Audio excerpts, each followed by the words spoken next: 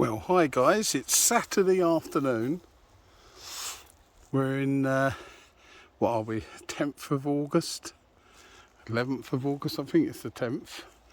And it's quite a dull day really.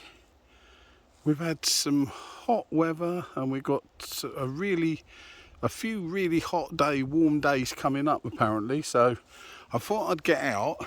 I know, as usual, this time of year we're not going to find a lot in this area of the country, but because a lot of those lucky people that have had lots of rain and stuff are finding a lot more than us. But I thought I need to walk, get out in the fresh air, and let's go and see what we can find. So that's what I'm doing. So if you enjoyed the video, please subscribe and like. Even if you just like, it helps bring YouTube send traffic our way. So if we get lots of likes, even if you don't want to subscribe, if you just want to like, then it all helps the channel. So let's go and see what we can find. Well, of course, we've got the earth balls. They're all coming up now, even in this dry weather. There's a little young baby one there. But even in this dry weather, we're getting lots of earth balls coming up. Look, just around me in this one area, there's lots and lots of them with that real sort of pig skinny effect on the top. And like I said before, look, one's been knocked over, so I've cut it in half for you to show you.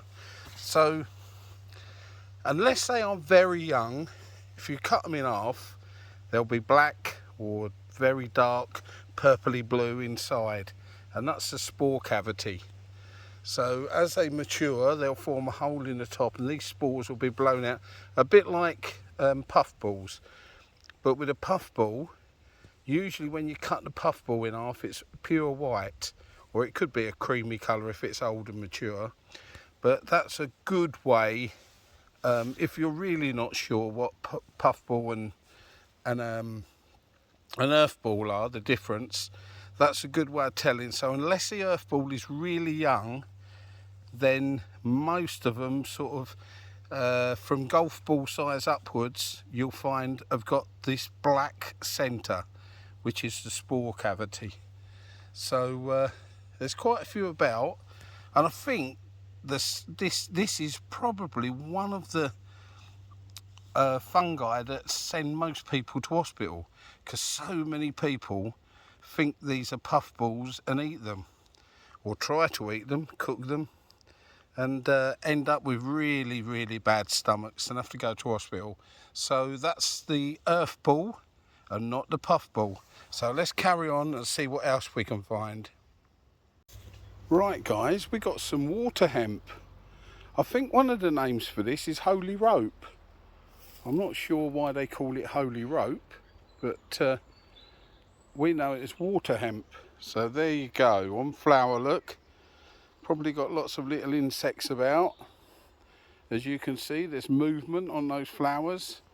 But there you go, another new one for us, water hemp. Well, as you can see, it's that time of year. On the oak trees, the acorns are growing. There they are, look. Those lovely little acorns, of which the mighty oak does grow. So it's that time of year when the acorns are about.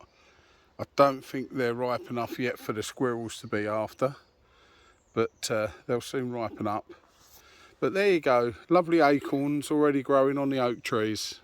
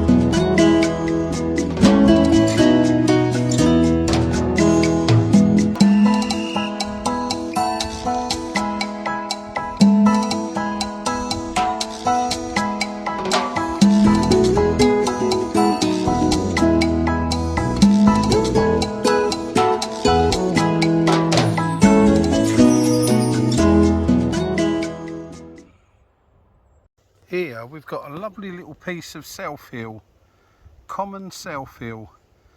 I think some people call it heart of the earth, but there it is with that lovely little flower. There's a bit there, look,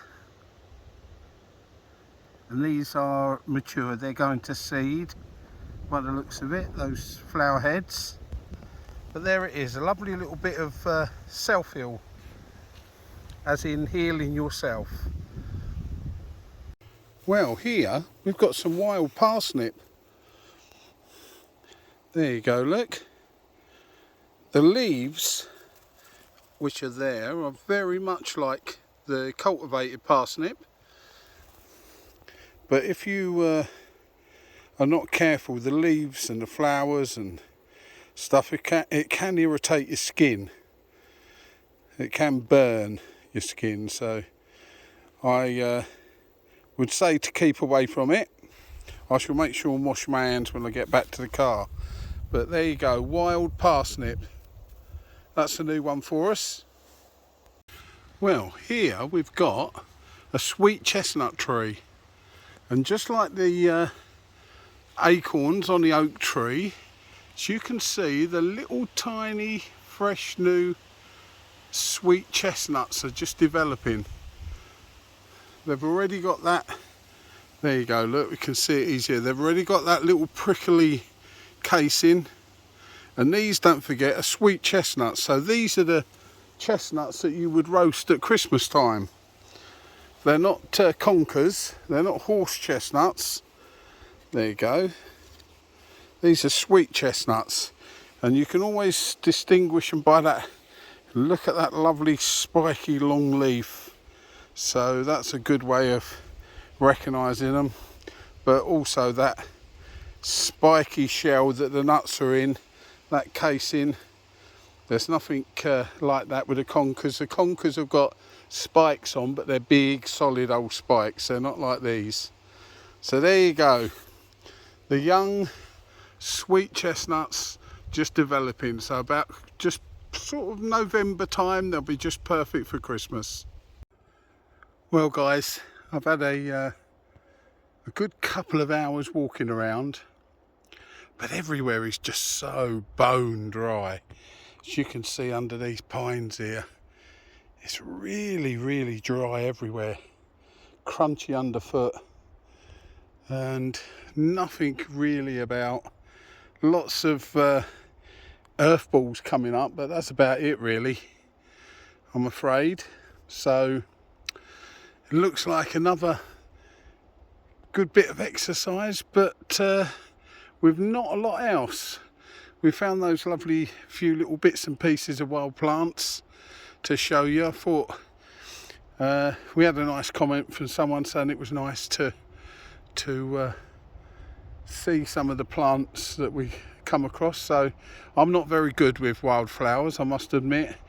I'm only sort of know the basics that I was taught when I was growing up. So if we do find anything and I get it wrong, someone who knows far better than me can always just put them in the comments for us, please, so that we can all learn. But there you go, that's another nice day walking. I've finished my walk in this area of pines. It's quite an open area. There are lots of pine areas here, but I just thought this one leads back towards the car park, so thought I'd go and have a little look around. So thanks guys for staying until the end. Monday, hopefully off to Thetford Forest. I haven't been there for a couple of weeks where it's so dry, so I thought I'd have a little go, see if anything's popped up. You never know. So thanks guys, and don't forget guys, just give us even if you give us a nice thumbs up, give us a like. If we just get lots of likes on the videos, it helps YouTube send traffic our way, so it'll help build the channel. So you don't have to subscribe if you don't want to. It is nice when people subscribe, and we're still getting 1 or 2 every week. So hopefully now we'll be getting a few more now we've got a couple of weeks and then we'll be getting a lot more films out. So I'm gonna love you and leave you, and hopefully if you have a nice weekend you can get out there. You know what to do when you're out there, don't you? Keep your eyes open.